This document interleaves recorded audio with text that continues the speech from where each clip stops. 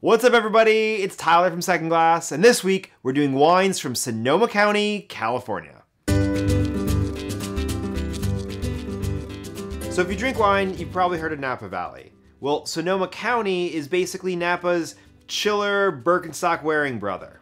Located west and a little bit north of Napa, they kind of butt up against each other, and Sonoma County is a huge region making totally bitchin' wines. So within Sonoma County, you actually have a bunch of different wine regions, or we call them AVAs, American Viticultural Regions. The first one we have is from Dry Creek Valley, which is in the northern part of Sonoma, and it's right by this really chill town called Healdsburg. 2014 Dry Creek Vineyards Sauvignon Blanc. This is a pretty classic Sonoma County wine. The vineyard's been around since the 70s, they've been making this wine since the 70s, and it's really nice, it's light, it's crisp, refreshing, awesome Sauvignon Blanc for not a whole lot of money. Next up is the Cameron Hughes Lot 403 Pinot Noir. And this one comes from the Russian River Valley, which is on the northwestern side of Sonoma. Russian River Valley is famous for making totally fantastic Pinot Noirs. And they're usually not that cheap. They think $30 to $50 a bottle. But what Cameron Hughes does is they buy grapes that usually vineyards make too much wine and they have too many grapes. They buy the overstock grapes, don't use the winery's name, and give you a wine at half the price. So what you're getting here for 18 bucks is actually a wine that's probably between $35 and $40 a bottle. And you really can't find wines this good from the Russian River Valley. So go get this one. Next up is Seghesio Family Vineyards, Sonoma County Zinfandel.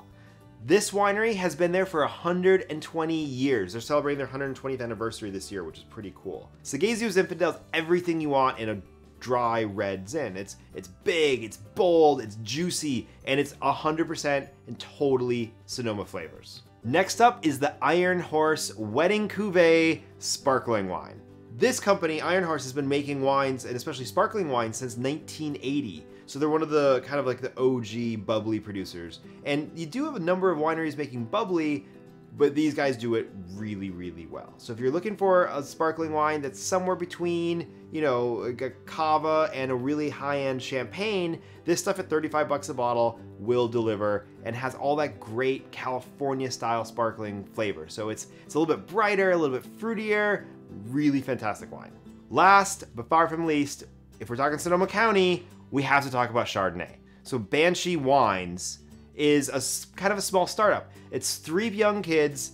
They're from the Midwest and the East Coast. And in 2009, they basically pooled their money, maxed out some credit cards, and made a barrel of Pinot Noir. It sold out in 3 months, so they kept on making more and more wines. Now they make really fantastic Pinot Noirs, but they also have this totally kick-ass Chardonnay. It's not that expensive, but you get a really great kind of cool climate because it comes from the Sonoma coast, which is right along the ocean. So it's a slightly cooler climate, a little bit crisper Chardonnay, but with all the things that you love about Chardonnay. Sonoma County is a huge place with a lot of great wines and a ton of producers. Check out these ones, but go explore and try some wines from Sonoma County. Cheers.